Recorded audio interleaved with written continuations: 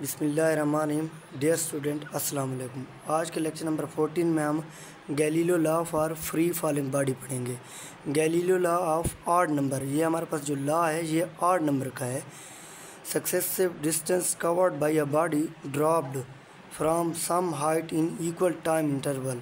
एक बॉडी को ड्रॉप किया गया है इक्वल इंटरवल ऑफ टाइम में। ड्रॉप का वर्ड यूज़ हुआ है तो हमारे पास इनिशियल वेलोसिटी 0 होगी। तो बॉडी ने फर्स्ट सेकंड में s1 डिस्टेंस कवर किया है, सेकंड में s2 डिस्टेंस कवर किया है, थर्ड सेकंड में s3 डिस्टेंस कवर किया है, फोर्थ सेकंड में s4 डिस्टेंस कवर किया है। तो यहाँ पे हम Galileo law of odd number पढ़ रहे हैं।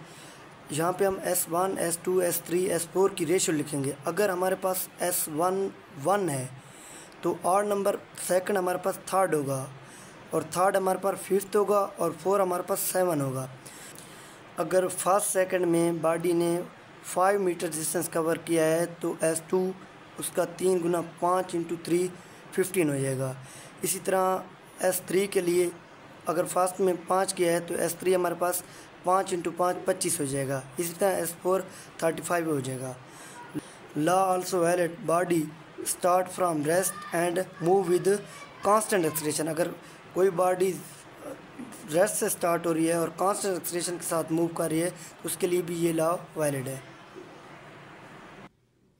यहाँ पे हम फर्स्ट सेकंड और थर्ड सेकंड के लिए डिस्टेंस चेक करते हैं।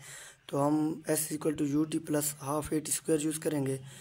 बॉडी नीचे मूव कर रहा है, नीचे फॉल हो रहा है, तो h हमारे पास जो होगा नेगेटिव होगा।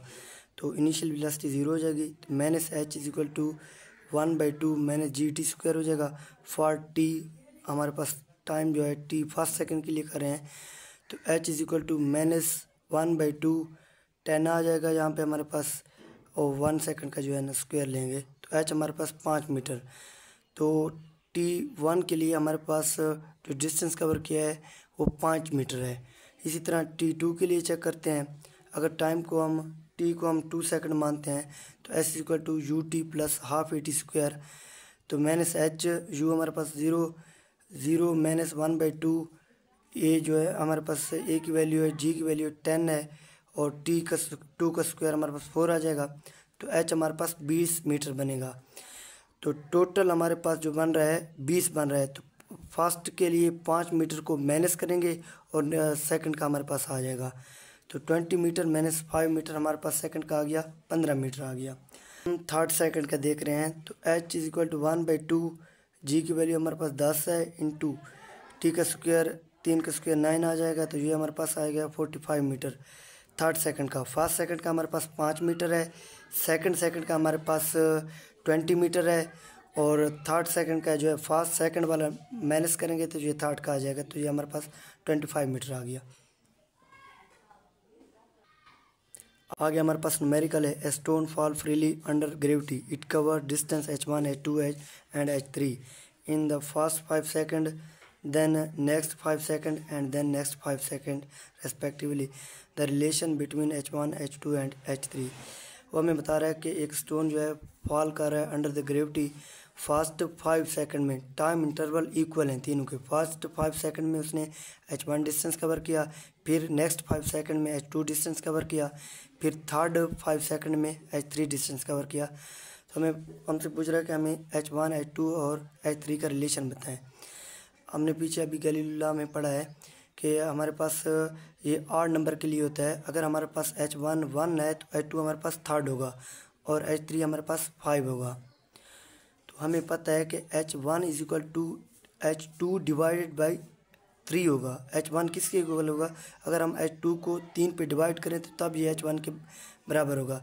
इसी तरह अगर h3 को 5 पे डिवाइड करें तो तब ये h1 के बराबर होगा। और इसी तरह h2 = 3h1 आएगा। इसी तरह h3 = 5h1 आएगा। तो ये हमारे पास रेशो आएगी। आगे हमारे पास सेकंड न्यूमेरिकल है। The water drop fall at regular interval from a tap 5 metre above from the ground. Water के ड्रॉप जो है 5 मीटर अबव द ग्राउंड जो है टेप से निकल रहे हैं। The third drop is leaving the tap at an instant when the first drop touch the ground. Third drop तब निकलता है जब फर्स्ट ड्रॉप जो है ग्राउंड को टच करने वाला होता है।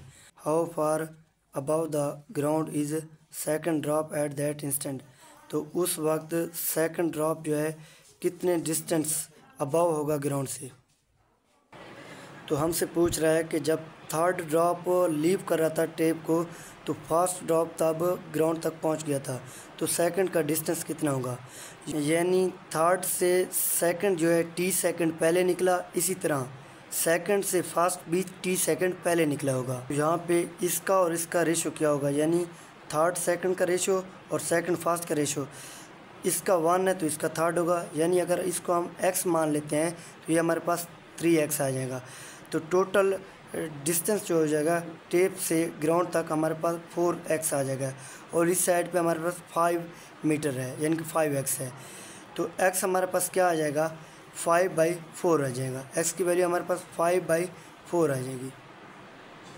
हमें पता है सेकंड ड्रॉप जो है 3x हाइट अबव है ग्राउंड से, तो x की वैल्यू यहाँ पे पुट कर दें तो ये हमारे पास आ जाएगा 3.75 मीटर।